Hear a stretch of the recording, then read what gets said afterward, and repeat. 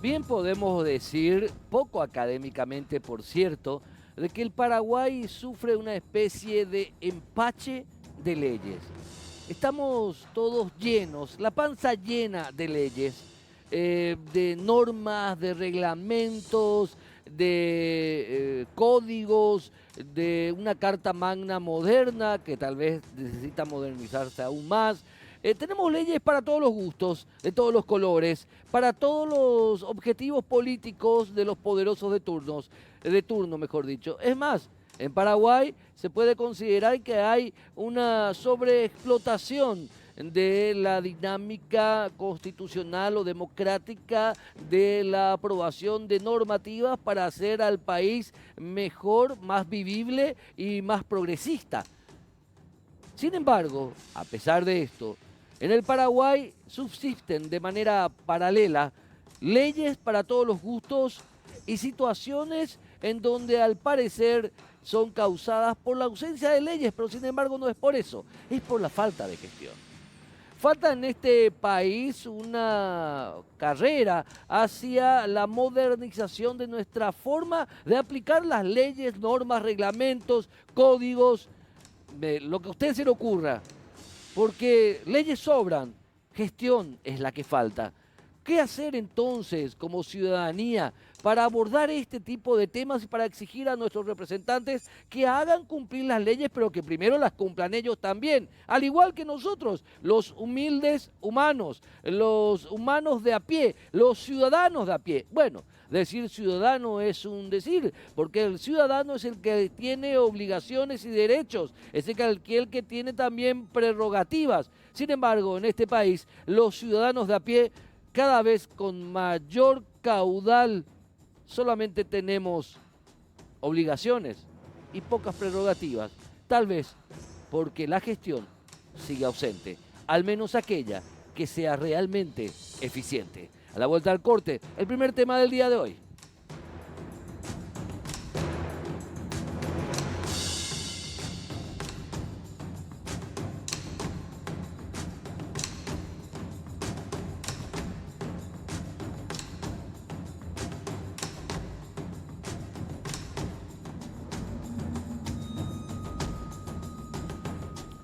Y como le decíamos en el editorial, este país está lleno de leyes, pero carece de un nivel aceptable o de un mejor nivel de cumplimiento de estas normativas.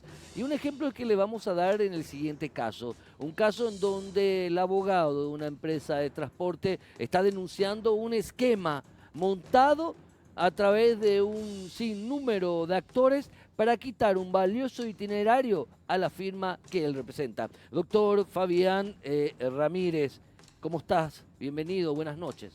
Muy buenas noches, Jorge. Héctor, discúlpame. Bueno, Estamos denunciando una circunstancia muy grave que está ocurriendo en el país y no es la primera vez que está ocurriendo esto.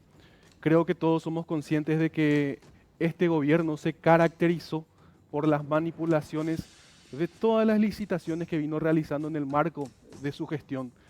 Tenemos los ejemplos de todos los casos de las instituciones del COVID, de las licitaciones pro-COVID, de este puente de Ñandutí que hizo el Ministerio de Obras Públicas, y en este marco o en esta seguidilla de licitaciones no. tenemos a la DINATRAM, que es una institución dependiente del Ministerio de Obras Públicas, que ha realizado una cancelación de nuestra empresa, de la empresa que yo represento, ¿A qué empresa vos representás, por a la favor? empresa de transporte Ciudad de Paraguarí S.A. La ciudad de Paraguarí, me imagino, cubre el trayecto Paraguarí con Desde Ibitimí hasta Asunción, ida y vuelta. ida y vuelta. Ida y Es vuelta. un periplo valioso, digamos, un corredor valioso, Es ¿verdad? un Por todo corredor lo que bastante mueve. importante que tenemos usuarios, o sea, nuestros pasajeros, quienes cuentan con nuestros servicios de más de 35 años de trayectoria.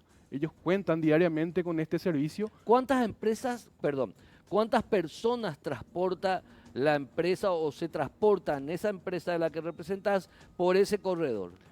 Y es un número importante que no te podría precisar, sin embargo te digo que tiene 83 horarios diarios. Eso es mucho. ¿83? Horarios diarios. ¿Qué significa horarios?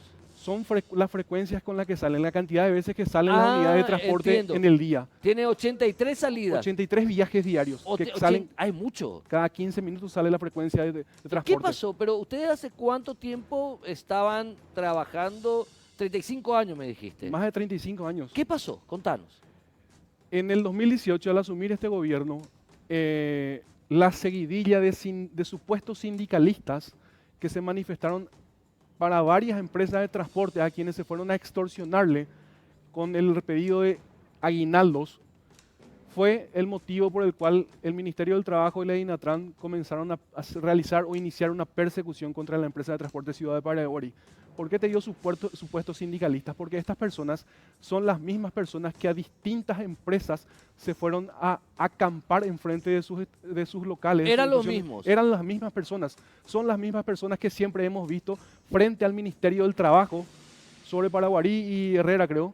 Siempre les vemos acampando a estas personas. Estas personas no trabajan en ninguna empresa. ¿Quiénes son los líderes visibles de este grupo? Este líder visible le ubicamos perfectamente hoy encabezando el reclamo del gasoil al Congreso Nacional de Reacción de Extorsiones, Juan Villalba. Juan Villalba. Juan Villalba es una persona que no vamos a encontrar que trabaje en ninguna empresa de transporte y él, sin embargo, se autocalifica o se erige como sindicalista, reclamando derechos de más trabajadores. Quienes no trabajan son las mismas personas que están en las calles extorsionando a cada unidad de colectivo, haciéndole reclamo de que pague un diezmo. Esas personas que vemos con sus cartoncitos en la calle, esos que no trabajan, no prestan servicio, esas personas son las que se hacen llamar sindicalistas y tienen el respaldo de la... Perdón, doctor, estamos viendo imágenes. ¿Esos colectivos que son de la empresa de ustedes? No. No. ¿No? No, son... Esos colectivos, esas unidades, Sí. ¿qué unidades de qué? ¿A quiénes pertenecen esas unidades? Esas unidades son las que hemos visto y nos hicieron llegar porque se hizo de manera pública. Ya son las unidades que la nueva empresa supuestamente adjudicada está pretendiendo ingresar al parque automotor para prestar el servicio. ¿Por qué esa imagen es importante? Porque ahí nos damos cuenta que son las unidades que nuestra propia empresa está dejando en desuso, tratando de renovar para prestar el nuevo servicio, que es lo que todo usuario pasajero pide, unidades nuevas en buenas condiciones para prestar el servicio. La empresa adjudicada, que es la 12 de junio, dice, se compromete y el pliego de bases y condiciones dice que tiene que presentar 31 buses 0 kilómetros año 2022. Ahí tenemos las imágenes de que no se trata de ninguna unidad año 2022. Son las unidades que nuestra empresa está dejando en desuso para renovar nuestra flota. ¿Y cómo se apropiaron de esas unidades si eran de ustedes? Son unidades que ya se han dado de baja. Son unidades que están libres, ya pueden... ustedes liberaron, vendimos, ya. Estamos tratando de crear espacios para ingresar buses nuevos para poder prestar un servicio a la ciudadanía. ¿Y la 12 de julio? La 12 de junio.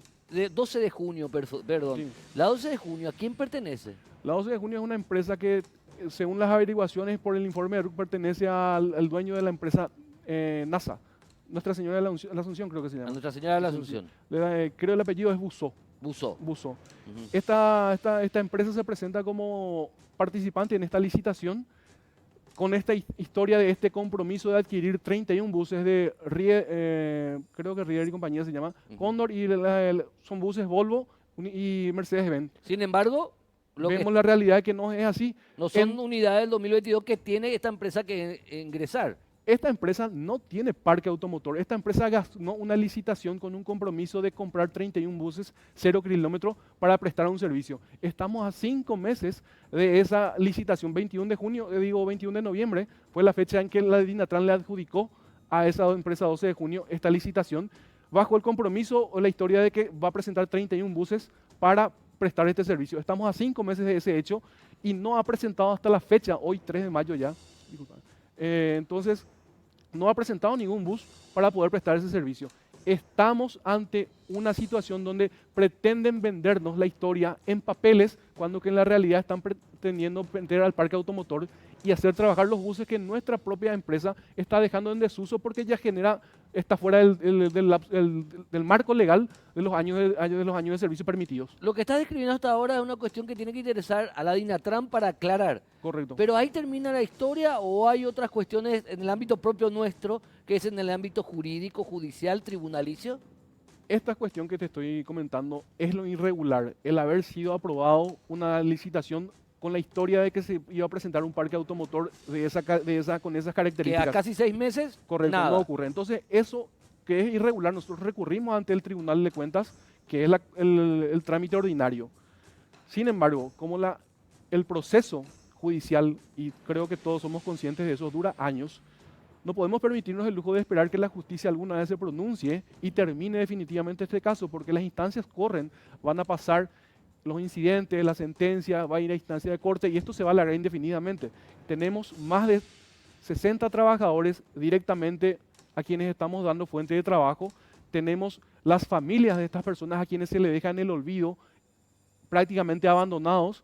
Uno de los requisitos del pliego de bases y condiciones de la licitación es totalmente acaparar a estos trabajadores, darle empleo efectivo. Pero o sea, los trabajadores del volante no tienen por qué quedarse sin trabajo. No, por supuesto. Eso es una condición. De base y... Eso dice en el pliego de bases y condiciones. Sí, estamos a 6 meses y ni un solo trabajador de nuestra empresa ha sido ni siquiera considerado para poder prestar un servicio, menos aún si no tienen unidades de transporte en la forma indicada. Esto nosotros recurrimos por vía de un amparo judicial. Es ahí que vengo a denunciar que la secuencia y el esquema no solamente termina en la institución de la INATRAN. O comienza en ese lugar, porque hay injerencia política de nuestro departamento. Del Paraguarí. De Paraguarí. El noveno departamento. Del noveno departamento, injerencia política, tanto en la manipulación de esta adjudicación como en la justicia en el Poder Judicial de Paraguarí, en la circunscripción de Paraguarí, que prácticamente es un feudo como se maneja.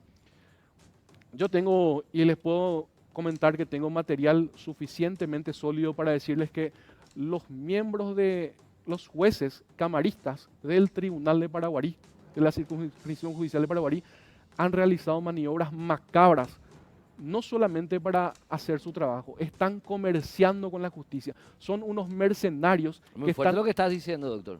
Tengo suficiente material para decir eso. Yo no estoy arriesgándome a decir que estoy simplemente enojándome por una resolución en la que estoy disconforme.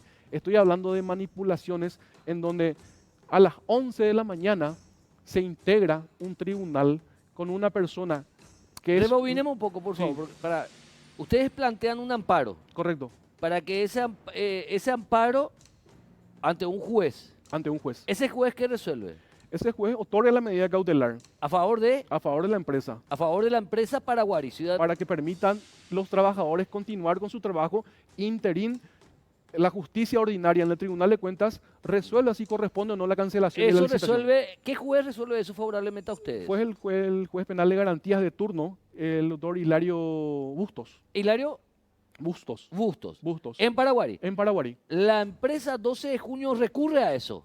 La empresa de 12 de junio interviene y recurre a ese... Y va a un tribunal. Va ante un tribunal. De Paraguarí siempre. De Paraguarí. ¿Ese tribunal de Paraguarí está integrado por quiénes? Ese tribunal de Paraguarí no estaba integrado. ¿No estaba integrado? No estaba integrado. Ok.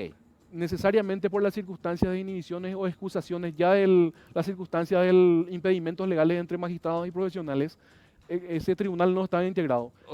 ¿Recusaron? No, en el amparo no procede la recusación. Lo que ocurre es que hay magistrados que tienen causas preexistentes de apartarse de nosotros los profesionales. Entonces con eso el magistrado normal de ese tribunal se aparta y ahí es donde ocurre la integración. La integración maliciosa, irregular. Contanos por qué fue maliciosa e irregular y quiénes intervinieron en esa integración de ese tribunal, por favor. ¿Cuándo fue? El 22 de abril ocurrió este evento irregular, pero comenzó ya el 18-19 de abril.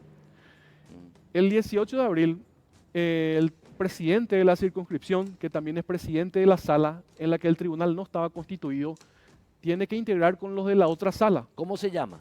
El presidente se llama Javier de Jesús Esquivel. Javier de Jesús Esquivel. Él saca una providencia donde dice y le designa a la persona del otro tribunal, la que está en el tercer lugar en el orden de prelación. Se saltó a las dos personas que correspondía el orden de prelación, sin causa de justificación. No existe motivo ni justificación alguna en el expediente que nos diga por qué el número 1 y el número 2 en el orden de prelación no intervinieron en ese expediente. Tenían que intervenir ellos necesariamente y aceptar o no integrar el tribunal. Sí. Necesariamente tenía que existir los precedentes donde ellos dicen que no pueden integrar para que pueda pasar al segundo y al tercero sucesivamente. ¿O quién? ¿El segundo quién era? La segunda persona es la doctora Inocencia Alfonso. Ni a ella no le pasaron el expediente. Nada, ¿A ninguna quién persona. también tenían que pasar y no le Al pasaron? doctor Melanio Mereles, Meleno Mereles. Sí. ¿A quién finalmente le pasan? al doctor Germán Torres Mendoza, Al camarista Germán Torres Mendoza. al camarista Germán Torres Mendoza. ¿Y qué se resuelve después? Se integra este tribunal con esa persona, nos notifican a nosotros, nosotros le avisamos en 5 oportunidades a este tribunal que el doctor Germán Torres Mendoza está en un orden que no corresponde en primer lugar, y en segundo lugar tenemos videos absolutamente fehacientes donde se le ve de manera clara, de manera inequívoca al doctor Germán Torres Mendoza visitando a nuestros clientes particulares. Incluso hay fotógrafos o videos de Sí, hay eso. videos, incluso hay si fotos. podemos mostrar. Correcto. Le está visitando a nuestras personas. O sea, Germán Torres Mendoza, se ven imágenes Sí, que va junto al cliente de ustedes. sí. Y le indica, le sugiere que nos cambie como abogados, no solamente en este caso es que tenemos el video, ¿Es este? es este camarista. Ahí, no sé, creo que había un enlace. Es un screen, bueno. Sí, tengo también Sí, material en video, sí. tengo 2 videos donde se va y tengo el testimonio de la persona que es nuestro cliente, que se va y nos llama, nos convoca y nos dice, este camarista vino, me dijo que les sustituya a usted de tal suerte a que se pueda arreglar el caso que está en su despacho. O sea que el juez que tiene el caso para resolver de una persona sobre su libertad, sobre sus bienes, su patrimonio, se va y le habla a la persona y le dice, cambiarle a tu abogado de tal suerte a que podamos arreglar el caso. Ahí hay una última foto, ese es otro camarista, si no estoy equivocado, ¿Cómo? ¿verdad? Ese. Este es el que hace el sorteo, el presidente de la circunscripción, este señor. Recordame el nombre, por favor. Javier de Jesús Esquivel. ¿Y qué pasa ahí? Nosotros le vinculamos en este problema porque él, a quien le avisamos de que este camarista no solamente no estaba en el orden, sino que es una persona que tiene problemas personales con nosotros, es a esa persona a quien le meten para integrar este tribunal. Eso es una circunstancia que atenta contra un derecho constitucional que es tener un tribunal especial, eso está prohibido. Y se sorteó también y hubo Y una resulta lectura ser rápida. que el preopinante en el Sí. sorteo es la misma persona que tiene problemas con nosotros y le dice a nuestros clientes que nos sustituya. Es el preopinante del expediente. Es el que resolvió el caso, el que dio la opinión preponderante, por supuesto, el preopinante. Sí. Imagínense. Pero todo esto no está solo. Imagínense que esa imagen que acaban de exhibir fue a las 11 de la mañana del día 22. 22 de abril. 22 de abril. 11 de la mañana. 11 de la mañana. Ese es el momento del sorteo. El sorteo implica que cada miembro del tribunal, imaginemos que son personas que no tienen problemas con nadie y que se hizo en el orden correcto, no se salteó. Ese sorteo supone que cada miembro de ese tribunal va a tener un tiempo suficiente para leer todo ese expediente y para poder emitir una opinión, pasarle al siguiente, que ocurra lo siguiente, hasta que estén los 3 votos. Así Así funciona. indica la ley, eso tiene Sí. que ser. Lo que pasa es que este expediente tiene 650 páginas, Sí. casi 680 páginas. Imagínense que esa cantidad se esté leyendo, se resuelva, cada uno de su opinión, ya esté redactada, firmada, ingresada en la dirección de estadísticas y para la 1 de la tarde del día 22 ya estaba en mi oficina en formato papel firmado sellado. Todo ese tiempo en 2 horas. Para que O sea, espera.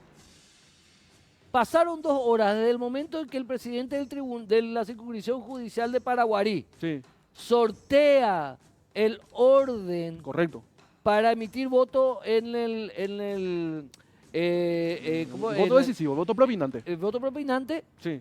y pasan 2 horas entre sorteo y la sentencia en segunda instancia. Pasan 2 horas entre el sorteo y el papel en mi oficina. No solamente Notificándote. En 2 horas. en 2 horas, el papel, ni un O delivery sea, hace. en 2 horas integraron el tribunal, leyeron 680 páginas y emitieron sentencia Sí. y te notificaron. Sí, ya me notificaron. No es que solamente estaba firmado, ya me notificaron.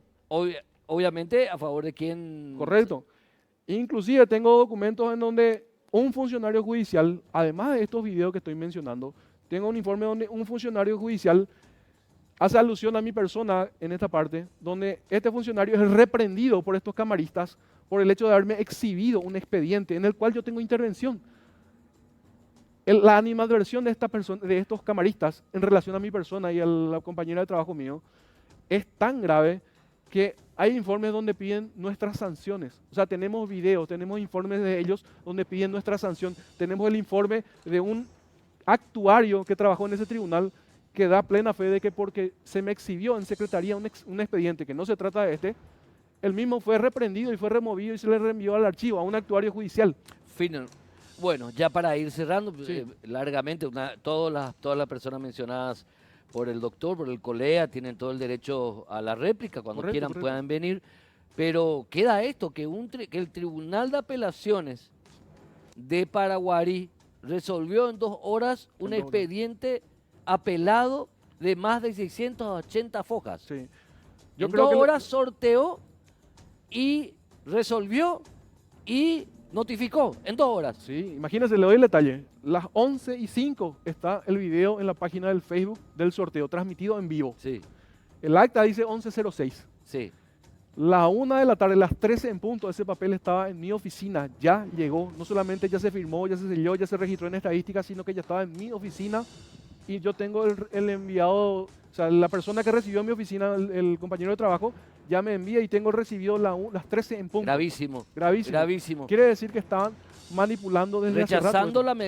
la medida a favor Desde de los mucho trabajadores. antemano estaba, esto venía preparado, se gestó, hay alevosía. Estos teóricamente se sortearon el 22, pero quiere decir que tenían las circunstancias totalmente premeditadas desde hace tiempo atrás.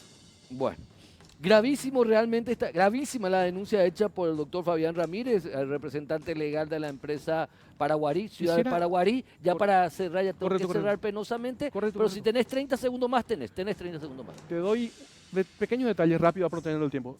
Inclusive, pese a todos esos detalles, habían planteamientos pendientes como recusaciones, excepción de inconstitucionalidad, recurso de aclaratoria. O sea, había muchas cosas que habían que resolverse previamente. Avasallaron todo eso, se desentendieron de todo eso y dieron una sentencia porque había un compromiso de por medio. Y necesariamente esta gente no se mueve de esa manera si no hay un respaldo fuerte políticamente. Por eso estamos hablando de que esto no simplemente es un acto de mercenarios, sino que hay gente que estaba respaldando esto. Doctor Fabián Ramírez, gracias. Correcto. Gracias. Gravísima la denuncia. Un proceso express. Nosotros que nos quejamos tanto de la mora judicial, el Tribunal de Apelaciones de Paraguarí es un verdadero ejemplo de justicia rápida, pronta. Bueno, vamos a ver qué dice la Corte ante este tema. A la vuelta al Corte continuamos con Causa Justa.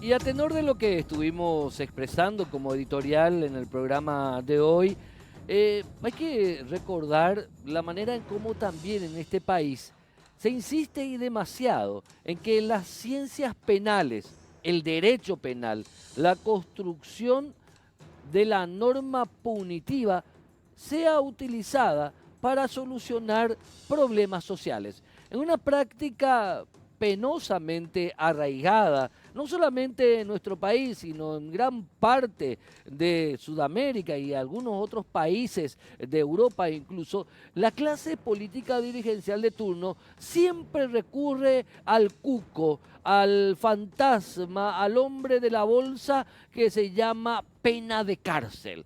La clase política, la clase dirigencial, cuando no tiene herramientas o carece de la capacidad técnica para abordar suficientemente en el tiempo problemas sociales o para acordar políticas transversales a los sucesivos gobiernos para abordar correctamente y solucionar los problemas sociales, recurre a la justicia penal, recurre al Poder Judicial. Y el Poder Judicial es llamado para que solucione los problemas que la clase dirigencial política no sabe, no puede o no quiere solucionar, o le es bastante más complicado solucionar. Y a tenor de eso, para hablar un poco, pero de una manera mucho más amplia, estamos en contacto hoy con la distinguida ministra de la Corte Suprema de Justicia, la doctora Carolina Yanes, que es justamente una refutada penalista, integrante de la Sala Penal de la Corte Suprema de Justicia. Y para hablar un poquito de este ejercicio maléfico, doctora Yanes,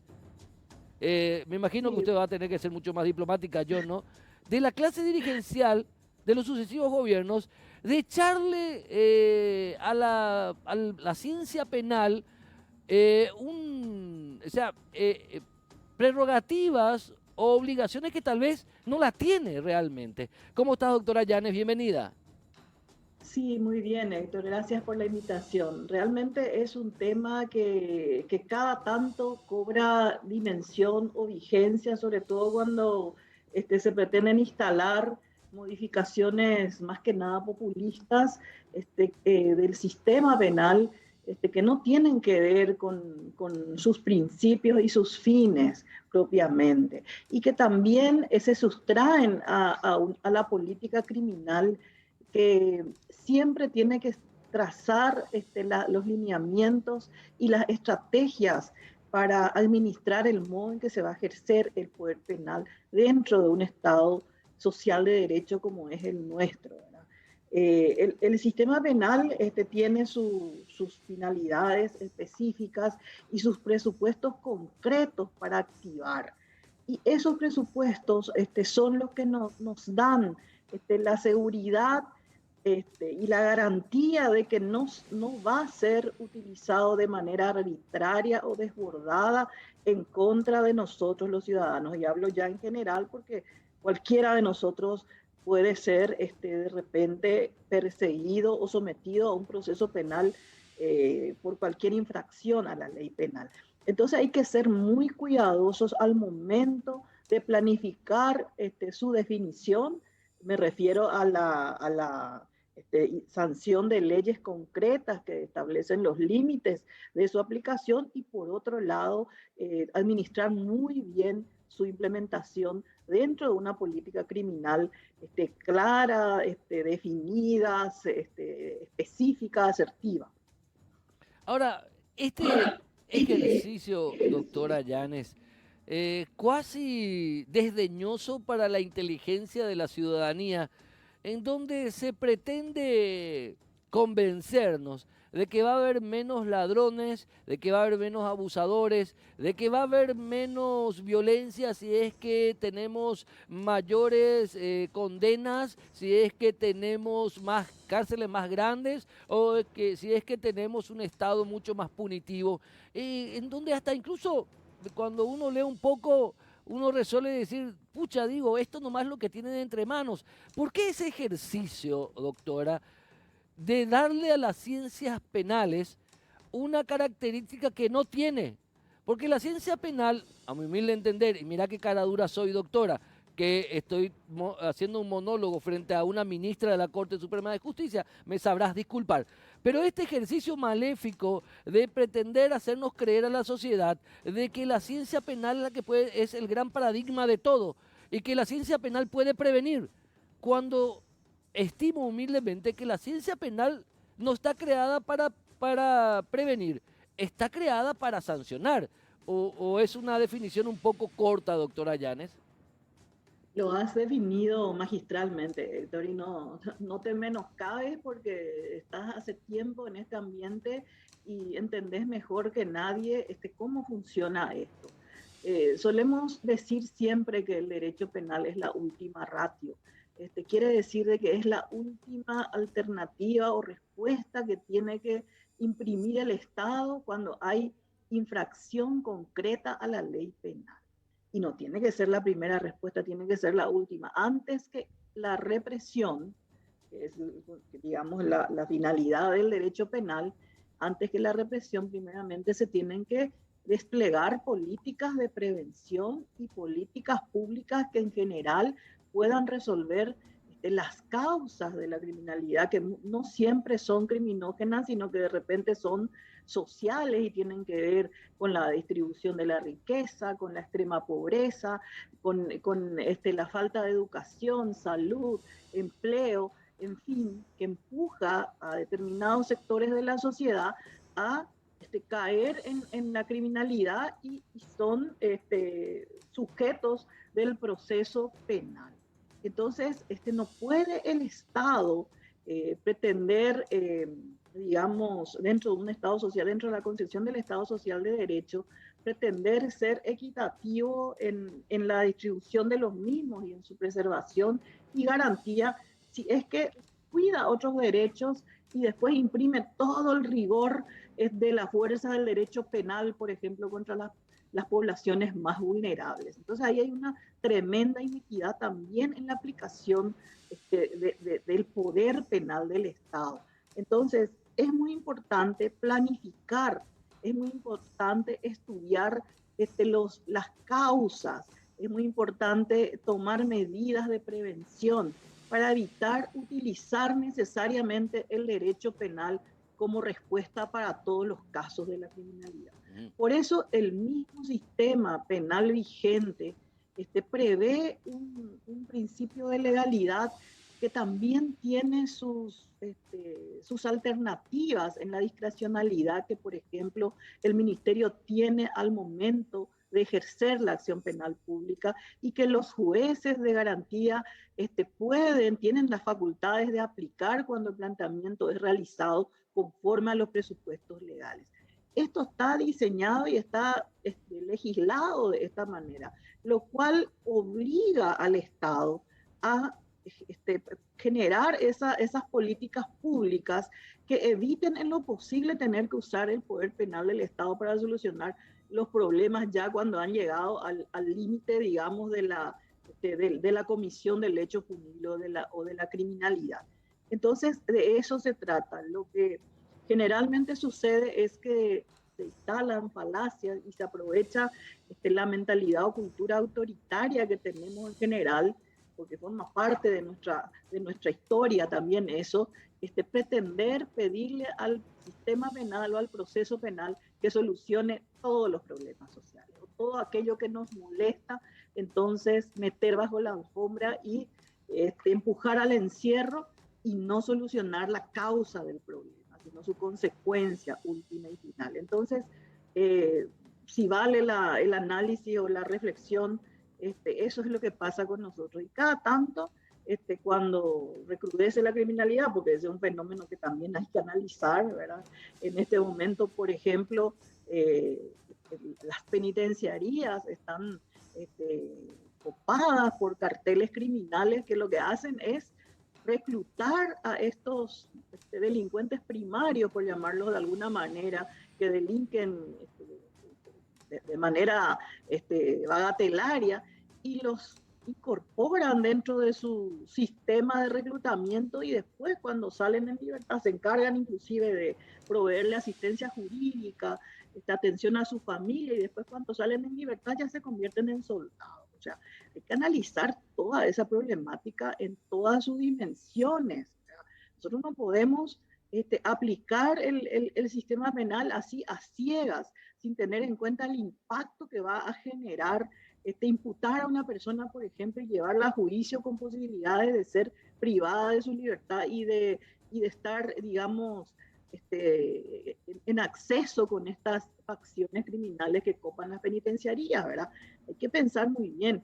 Por eso es que nosotros, desde la Sala Penal de la Corte Suprema de Justicia, echamos mano a lo que dice la misma Constitución y el sistema penal vigente, el Código Penal y el Código Procesal, y reinstalamos las alternativas al proceso penal propiamente dicho, o a la imputación, o a la acusación, o al juicio oral propiamente dicho, a fin de poder dar respuestas alternativas a la criminalidad, que no necesariamente implican el castigo, sino que también pasan por la reparación del daño, la posibilidad de que las partes afectadas lleguen a una conciliación, y a través de ello también a la paz social, que es una finalidad de la pena, en este caso del proceso mismo, que conduce a esa respuesta, ¿verdad?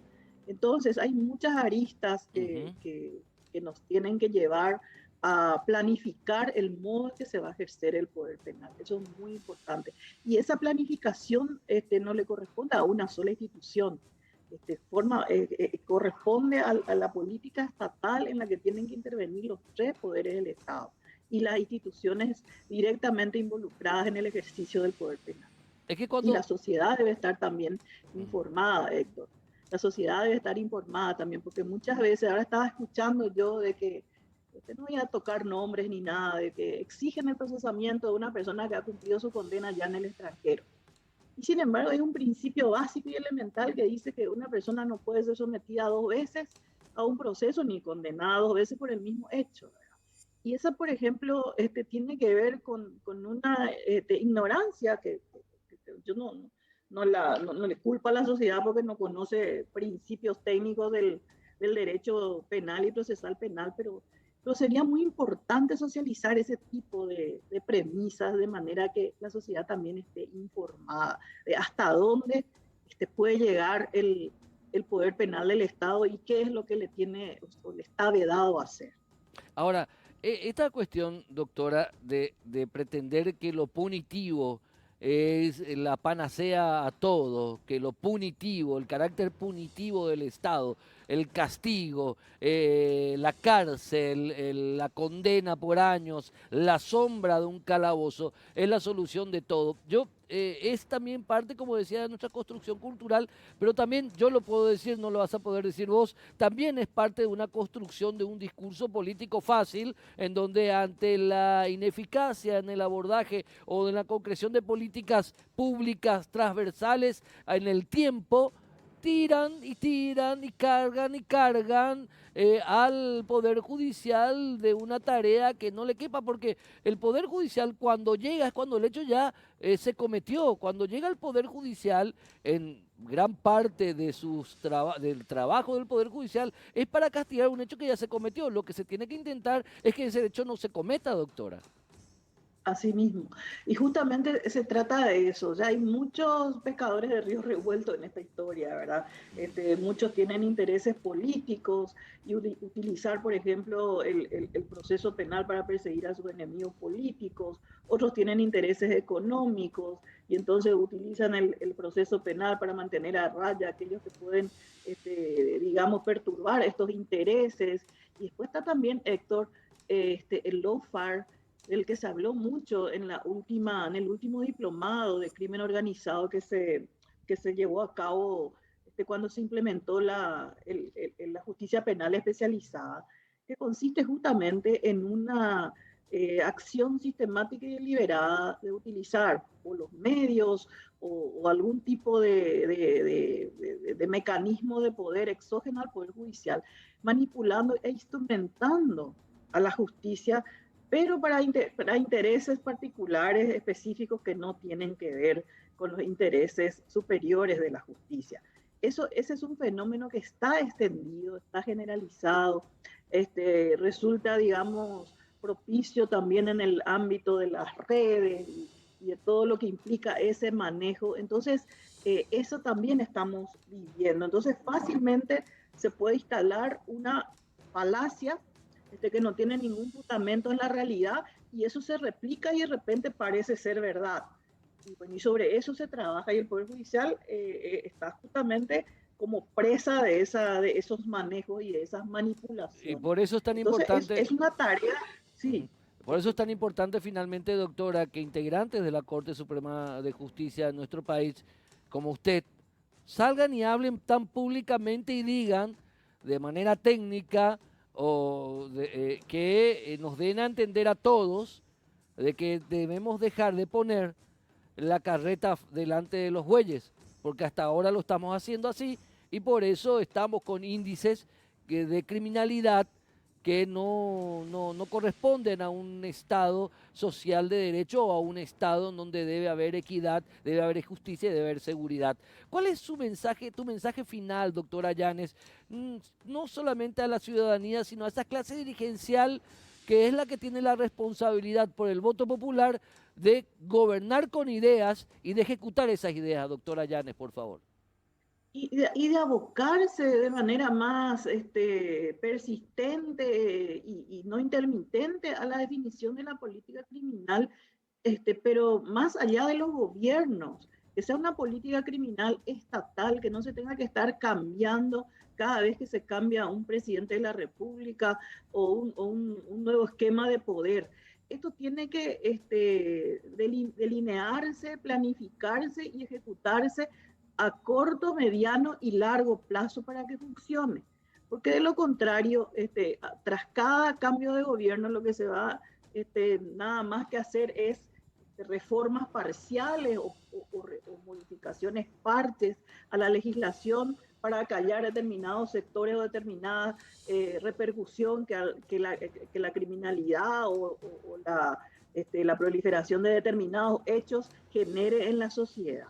Pero eso es absolutamente falible porque no genera ni no conduce a modificaciones sustanciales en la administración del sistema penal. Perfecto. Entonces, yo creo que sobre eso hay que trabajar, así como tienen otros países, su Itamaraty o su Secretaría de Estado, que es la que, más allá de quién sea el presidente de la República, es la que analiza científicamente cuáles son las causas de la criminalidad y en base a estadísticas, números, cifras, estudios sociológicos profundos, entonces traza o plantea las políticas públicas en materia penal.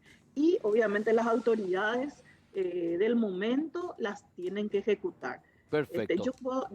Eso es lo que creo que debemos hacer, Héctor, y también coadyuvar desde la sociedad civil, porque finalmente los destinatarios de las políticas públicas somos todos los ciudadanos, más allá de que hoy estemos en función de algún cargo público o no. Nuestros hijos, nuestras familias, nosotros mismos vivimos dentro de un país que pretendemos sea respetuoso del Estado de Derecho, de las leyes, y que haya armonía y bienestar para poder desarrollarnos de manera integral. Entonces creo que eso es lo que nos falta en materia de manejo del sistema penal.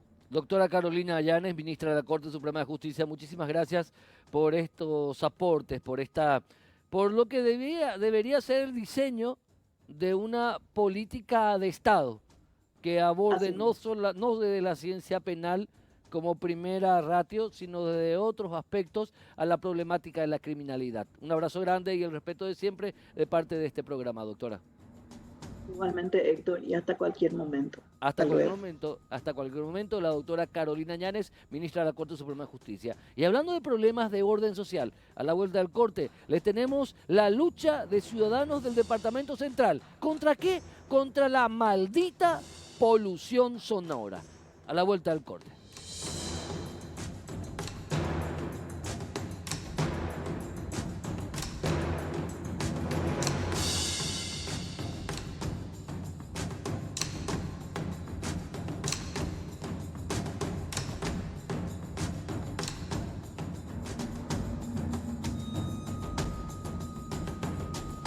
¿Qué hacer contra la maldita polución sonora? Eso es lo que se preguntan ciudadanos del Departamento Central que están en pie de guerra contra esa maldita práctica de maleducados y maleducadas que creen que el descanso del otro puede ser molestado en cualquier momento. Está con nosotros la señora Emma Boscarino de la ciudad de Asunción y el querido amigo y abogado Ricardo Merlo de la ciudad de Lambaré, ambos caras visibles de esta organización ciudadana que se está levantando, señora Emma, Ricardo, contra esto que no tiene viso de solución, parece. Contanos un poco, doña Emma, por favor. Sí, efectivamente, somos un grupo de ciudadanos organizados, que nos estamos organizando, Sí. Que tenemos un denominador común, que es la molestia que nos genera la polución sonora de nuestra vecindad, ¿verdad? Y entonces nos fuimos organizando. Al comienzo... ¿Cuál es, por ejemplo, para ir directo, cuál es el problema por el cual atraviesa el barrio de la ciudad de Asunción donde residís vos, señora Emma, por favor? Sí, en general, voy a hablar en general, soy más generalista.